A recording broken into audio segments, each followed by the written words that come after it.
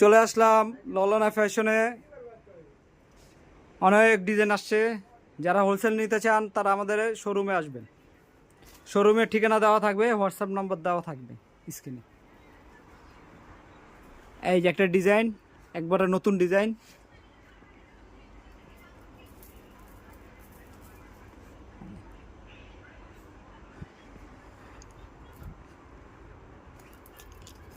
এই হাতাটা দেখেন, সব নতুন ডিজাইন পেয়ে যাবেন আমাদের কাছে।